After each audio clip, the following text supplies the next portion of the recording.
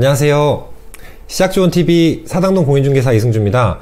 오늘도 실생활에 관련된 부동산 기초 지식 하나 알려드리려고 하는데요. 많은 분들이 알고 계실 수도 있어요. 근데 오히려 모르시는 분들도 있을 거라고 생각해서 돌다리도 두들겨보고 건너자 라는 유비무환적인 마음에서 제가 이 영상을 찍게 됐습니다. 젊은 분들 같은 경우나 이제 처음으로 방을 구해보는 분들은 아예 돈을 보내는 거에 대해서 되게 조심스럽죠. 직거래를 하시는 분들도 계시잖아요. 이제 그런 분들을 위해서도 남기는 건데요.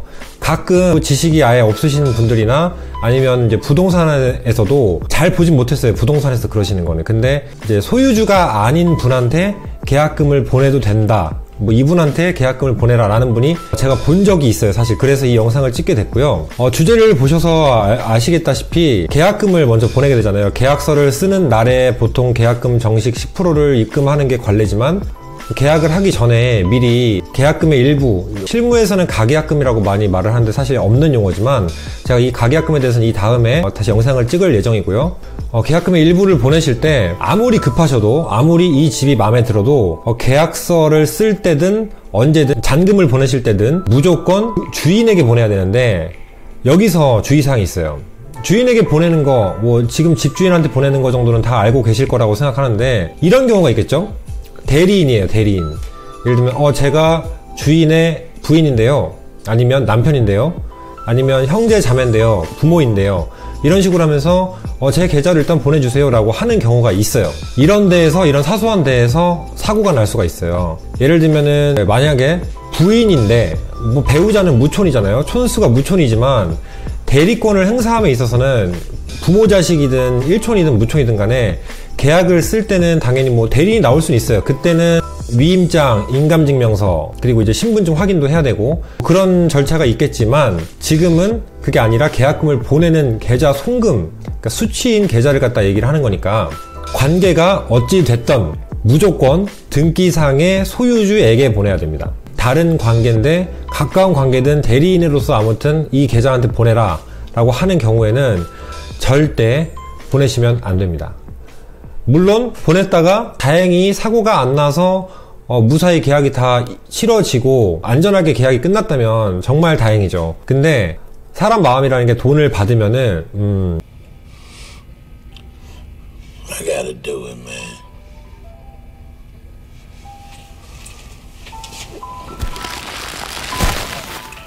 Dude.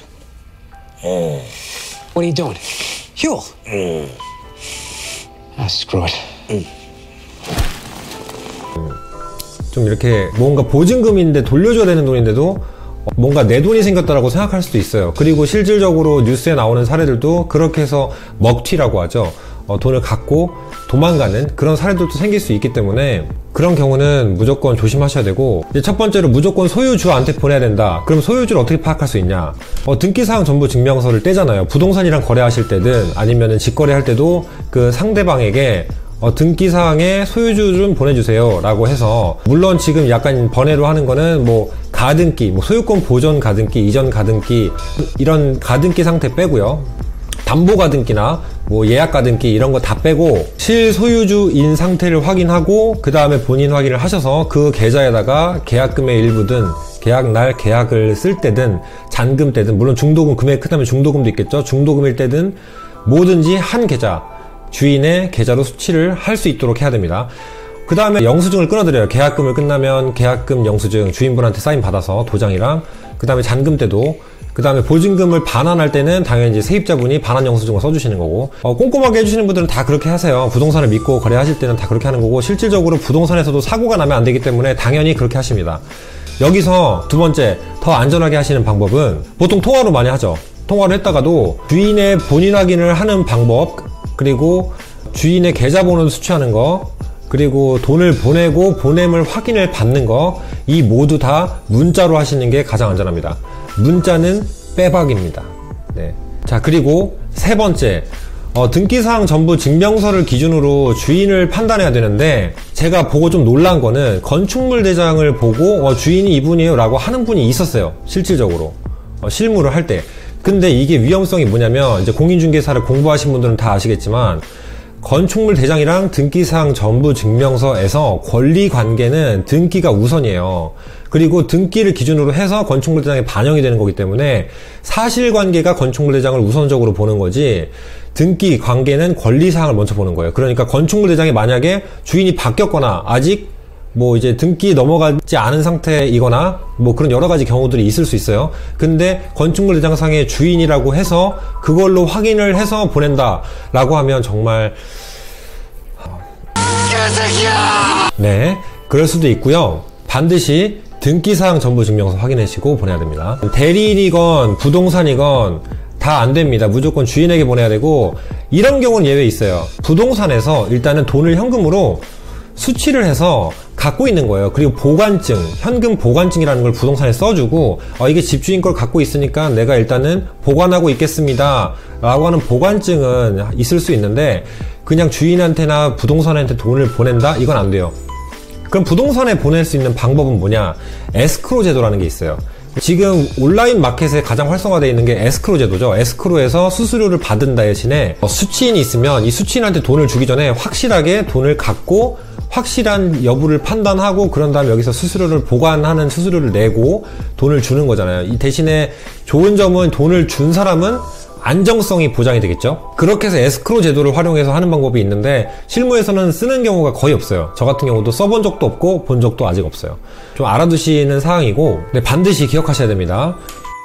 네, 그럼 정리 한번 해볼게요. 자, 첫 번째, 계약금이든 계약금의 일부든 아니면 중도금이든 잔금이든 어떤 돈이든 간에 한 명한테, 그러니까 한 소유주한테 쭉 보내야 돼요. 통일성 있게 보내야 되는데, 그게 등기사항 전부 증명서상의 소유주여야 된다는 겁니다. 반드시. 두 번째, 주의하셔야 될 거는 건축물 대장을 보고 그 주인이 아닐 수도 있어요. 등기사항 전부 증명서에서 만약에 변경사항이 있었는데 이게 아직 적용이 안 됐을 수 있으니까 건축물 대장보다는 권리관계는 등기사항 전부 증명서를 봐야 된다는 겁니다. 등기사항 전부 증명서를 기준으로 주인을 판단하셔야 됩니다. 그 다음 세 번째, 입금을 하시면 무조건 문자나 아니면 텍스트, 네, 문자 아니면 카톡 어떤 거든지 텍스트화 시켜놓으세요. 통화로 했다고 해서 그냥 얘기 됐으니까 말겠지라고 하시지 마시고, 물론 녹음도 좋아요. 근데 제일 확실한 건 문자입니다. 문자가 이제 보존력이 크니까, 보관 기간도 따로 정해진 게 아니니까 문자로 확인하시면 좋아요. 왜냐면 그러면 안 되지만 머리가 아프지만 이제 민사로 가게 되면 소송은 무조건 아시다시피 증거주의예요. 그러니까 증거가 확실하고 납득을 시킬 수 있는, 판사님이 판단을 하는 사람이잖아요. 판단을 하기에 납득이 가장 많이 되고 합리적이고 증거가 명백해야 그 사람의 손을 들어주게 돼 있어요. 그러니까 귀한 돈 보존하시고 보관하시고 잘 유지하시고 싶으시면 당연히 그렇게 하셔야 돼요. 소액이든 고액이든 어떤 사람한테는 500만 원도 전 재산일 수 있고 어떤 사람한테는 5억이 별거 아닐 수도 있어요. 하지만 돈은 정말 귀중한 거고, 사람들의 인간관계에서 분쟁이 일어나는 것 중에 가장 큰 요소 중에 하나는 아시다시피 돈이에요. 돈은 한순간에 사람 관계를 깨트리기 때문에 이 돈에 관한 중요한 거는 무조건 아무리 강조해도 지나치지 않다는 겁니다. 당연히 소유주 본인한테 해야 되는데, 만약에 대리인, 배우자, 형제, 자매, 아니면은 부모님, 아니면 자식, 대리인으로 해서 계약서를 쓸 수는 있어요. 그 소유주 본인 거에 신분증이라든지 위임장, 인감증명 이런 걸 정식적으로 받아와서 확인을 하고, 또 못 믿어오면 그 자리에서 본인 확인도 통화로 한번 하시고, 가능하다면 허락을 받고 녹취를 할 수 있으면 더 좋고요. 근데 그건 이제 계약 시때 지금 입금 계좌로 얘기하는 게 아니니까 계약은 대리인이 가능하지만 돈을 보내는 입금 수취 계좌는 반드시 소유주여야 되니까, 부동산이든 아니면 대리인이든 계좌는 그런 사람한테 보내면 안 됩니다. 예외적으로 부동산이 에스크로 제도를 활용해서 부동산을 통해서 거래를 할 수 있던가, 아니면 현금 보관증이라고 해서 돈을 보관하는 방법은 괜찮지만, 이거는 지금 계약금의 일부를 보내거나 계약을 할 때 아니면 돈을 정식적으로 보내는 과정에서 말씀을 드리는 거니까 꼭 참고하시고요. 이제 실무에서 되게 너무 마음에 드니까 급한 마음에 일단은 계약금부터 보내세요, 계약금부터 보낼게요 라고 오가는 경우가 굉장히 많아요. 나 이거 너무 마음에 드는데요?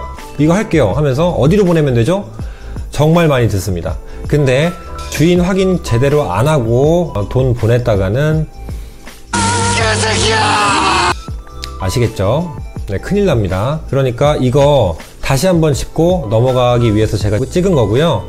대부분은 알고 계실 거예요. 그리고 이제 사람이라는 게 모르는 사람한테는 일단은 의심을 하고 보기 때문에, 이분 주인 맞아요? 확실하죠?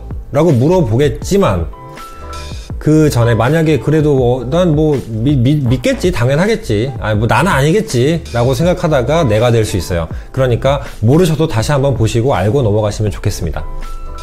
네, 오늘도 도움이 되셨길 바라고요.